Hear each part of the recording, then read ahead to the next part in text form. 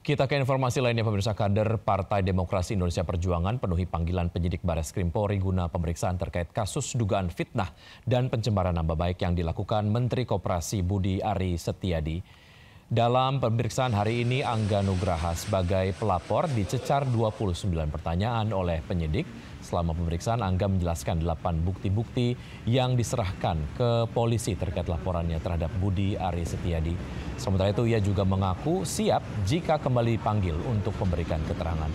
Selain itu, kuasa hukum PD Perjuangan Wiradharma Harifa juga meminta penyidik Dirtipidum Bareskrim Polri terus melanjutkan laporan pihaknya. Dirinya pun juga meminta polisi menetapkan Budi Ari menjadi tersangka atas dugaan fitnah dan pencemaran nama baik terhadap PDIP terkait kasus judi online di Kominfo.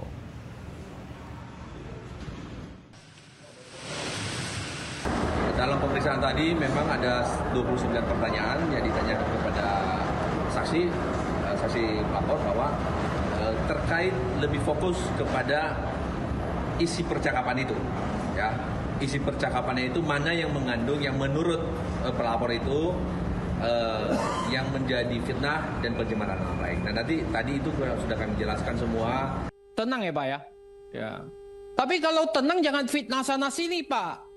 Jangan fitnah partai kami, Sebelumnya, Pak. anggota Komisi 6 DPR RI fraksi PD Perjuangan Darmadi Duryanto menegur dan mencecar Menteri Koperasi Budi Ari Setiadi di tengah rapat kerja Komisi 6 dan Kementerian Koperasi di Kompleks Parlemen Senayan, Jakarta.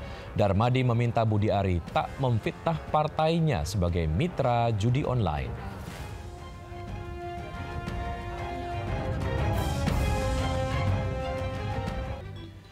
Pemirsa, Ibu Gregorius Ronald Tanur Meriska Wijaya divonis 3 tahun penjara oleh Majelis Hakim Pengadilan Tipikor Jakarta. Vonis hakim ini lebih ringan dari tuntutan jaksa. Hakim menyatakan Meriska bersalah memberikan suap kepada 3 hakim Pengadilan Negeri Surabaya untuk vonis bebas anaknya terkait kasus kematian Dini Sera. Hakim juga menghukum Meriska membayar denda 500 juta rupiah atau subsidiar 6 bulan penjara.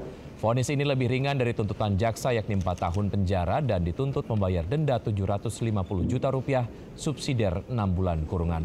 Terkait vonis 3 tahun ini, Ibu Ronald Tanur mengaku menerima.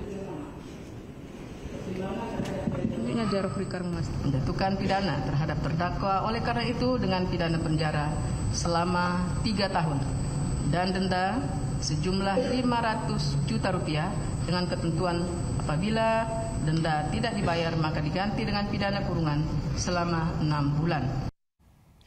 Pemirsa, apa jadinya jika uang triliunan rupiah ditumpuk di satu ruangan? Ini yang dilakukan Kejagung saat jumpa pers terkait dengan uang sitaan dari perusahaan yang diduga terlibat korupsi minyak goreng. Hari ini kita lagi liputan di Kejagung dan ini ada uang 2 triliun. Reporter kami Esra Ambarita sempat merekam suasana gunung uang triliunan rupiah yang dihadirkan dalam konferensi pers kasus fasilitas CPO di Kejaksaan Agung. Terlihat tumpukan uang tunai ratusan ribu ini memenuhi ruangan dan yang menarik gunung uang yang dihadirkan saat itu hanya sekitar 2 triliun rupiah atau hanya sekitar 10% dari total uang yang disita Kejaksaan Agung dalam kasus korupsi CPO. Menurut informasi, uang 11 triliun tidak dapat dihadirkan seluruhnya saat konferensi pers karena ruangan tidak cukup untuk menampung seluruh uang. Bentar Pak. Penyitaan uang 11 triliun rupiah ini dilakukan untuk pemeriksaan tingkat kasasi. Uang sitaan tersebut kemudian disimpan di rekening penampungan Jampitsus. Saat dihadirkan sebagai barang bukti kemarin, tumpukan uang tunai senilai 11,8 triliun rupiah ditempatkan dalam plastik bening. Uang ditumpuk memanjang dan menggunung di lokasi konferensi pers. Seluruh uang terdiri dari pecahan Rp100.000 yang dikelompokkan masing-masing 1 miliar dalam satu plastik. Kejagung mengungkap penyitaan uang belasan triliun itu menjadi yang terbesar sepanjang sejarah. Kini kasus tersebut masih dalam kasasi karena dalam putusan sebelumnya majelis hakim memutuskan oslah atau lepas para terdakwa.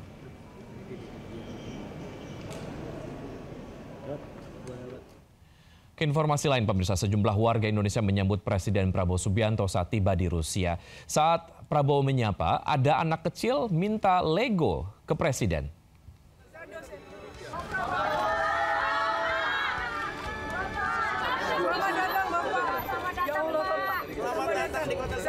Jajaran diaspora Indonesia antusias menyambut kedatangan Presiden Prabowo di depan hotel tempatnya menginap di Saint Petersburg, Rusia.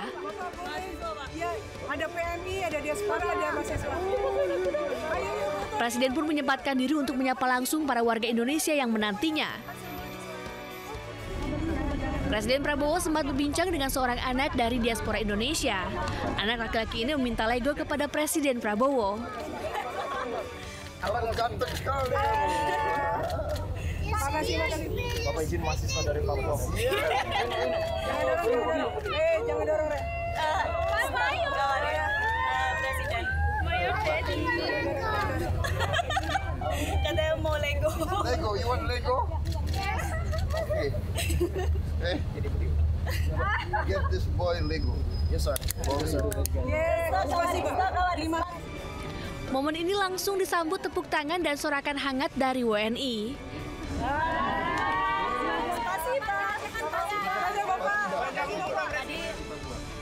Presiden pun menyalami seluruh WNI yang menyambutnya.